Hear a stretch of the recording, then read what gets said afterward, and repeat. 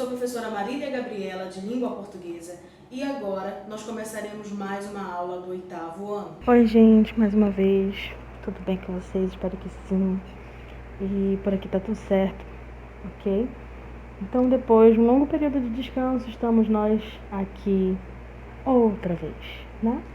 Então, nós vamos conversar hoje sobre os assuntos que apareceram no terceiro trimestre, no segundo trimestre de vocês, né? No primeiro bimestre de vocês, livro 2.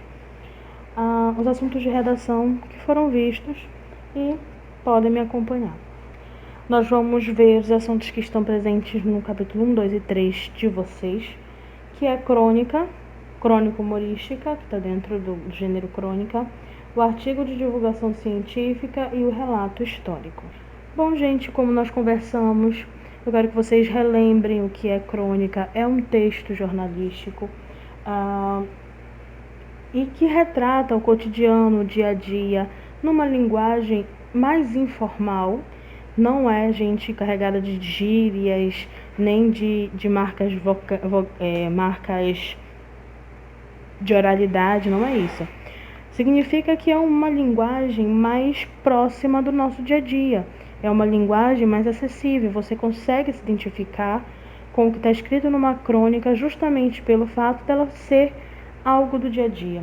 Ela fala sobre a rotina familiar, ela fala sobre política, sobre educação, de uma forma muito irreverente, ok?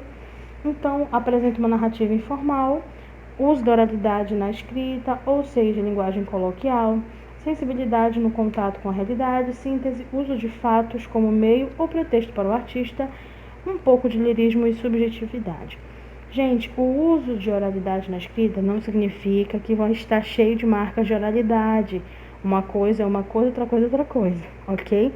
Então, marcas de oralidade são gírias, cacofonias, redundâncias, pleonasmos que são usados quando nós falamos, às vezes sem perceber, ok? Mas isso não vai acontecer num texto de crônica. Por quê? O cronista ele vai ter o cuidado de obedecer às normas, né, da língua portuguesa, mas, claro, sem tornar o texto cansativo, tornar o texto com uma linguagem muito pesada, muito pelo contrário.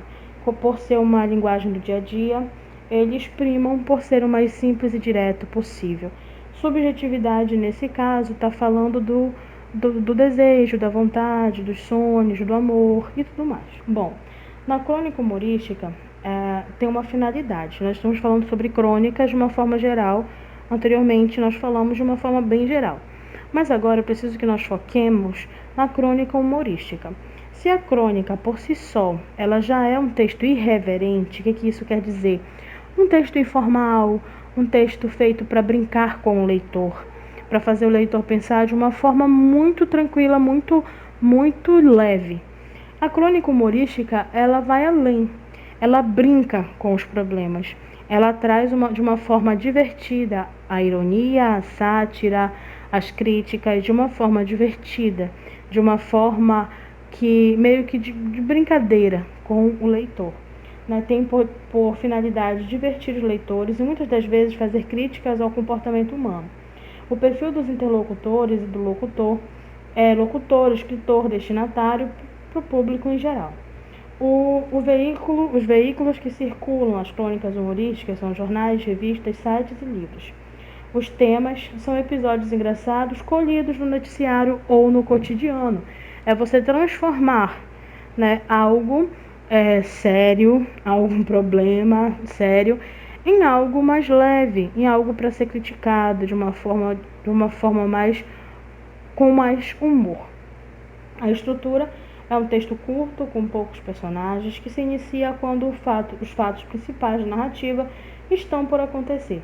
Apresenta tempo e espaço reduzidos e tem final surpreendente. A linguagem é pessoal, subjetiva, artística, simples e direta, próxima do leitor, empregada geralmente na variedade padrão informal. O que isso quer dizer? A crônica humorística, se a crônica normal ela já é muito próxima do público, a crônica humorística é muito mais, porque ela veio justamente para brincar com esse público. Passando para um outro assunto, um outro gênero. Nesse caso, nós temos um texto, um artigo de divulgação científica, que diferente da crônica ou da crônica humorística, ele não é informal, tá, gente?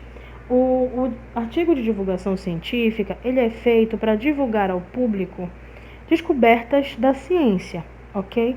Então, são descobertas sérias, comprovadas cientificamente, mas que não são escritas para leitores cientistas, são escritas para leitores leigos, como nós, que não somos cientistas, ok? Então, haja vista que é escrito para pessoas leigas, para pessoas que não são da área, lógico que a linguagem será acessível, mas não será 100% informal, ok? Ela vai ter a sua variação ali, uma variação linguística no meio, mas ela vai ser formal. É um artigo. Então, um artigo ele exige um padrão de escrita, ok? Então, ele é feito para informar, entreter e instruir. Tem como base os estudos aprofundados, estudos científicos. É escrita no padrão formal, mas não é o padrão dos cientistas, tá? Não é uma linguagem para cientista, é para o público. Por isso, não encontraremos traços de pessoas, tal como o uso de primeira pessoa.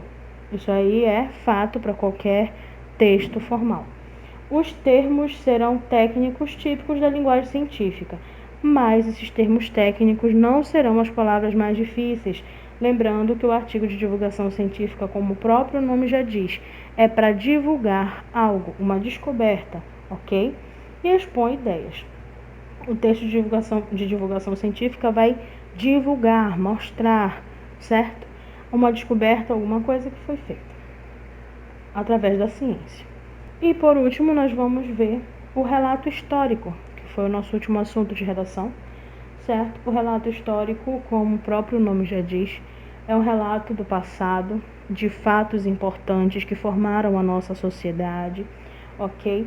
É um apanhado. Quando eu falo de compêndio, eu falo de apanhado, de junção, de reunião, certo?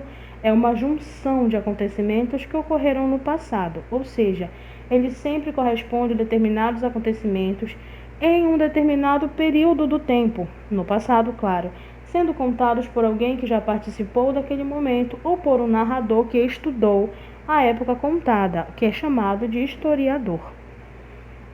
Narra acontecimentos reais que fazem ou fizeram parte da história de um povo, é a narração cronológica, ok? Resume os acontecimentos relevantes que tiveram lugar a um determinado tempo, e o relato histórico é geralmente baseado num documento, seja escrito, ou falado, ou desenhado, e linguagem formal no passado, que é o nosso pretérito, ok? Então, o relato histórico, ele serve como base para que nós saibamos como nossa sociedade foi construída. É algo relacionado ao passado, aos primórdios, ao início da civilização e das eras. Então, eu espero que vocês tenham compreendido e relembrado um pouco do que é a crônica humorística, o texto de divulgação científica, o artigo, e o relato histórico, que conta a história de um povo, desde o seu princípio. Bom, então é isso, gente. Eu espero que vocês tenham compreendido. Sejam muito bem-vindos ao nosso segundo semestre. Eu espero que vocês tenham atenção, espero que vocês consigam acompanhar as nossas aulas. Está tudo sendo muito bem explicadinho para vocês. Está tudo 100% disponível na plataforma para que vocês acessem a hora que vocês quiserem, para que vocês assistam no celular, para que vocês assistam no computador, no tablet. Então, por favor, acompanhem as aulas, não se atrasem, não deixem acumular as atividades. Façam tudo no tempo certinho para que vocês não fiquem desesperados e nem deixem a gente desesperados, ok? É muito bom estar de volta com vocês e espero que em breve, com segurança, nós possamos nos ver novamente, matar essa saudade. Até a próxima aula, gente. Então, gente, essa foi mais uma aula. Eu espero que vocês tenham compreendido o conteúdo e as demais dúvidas, entrem em contato conosco.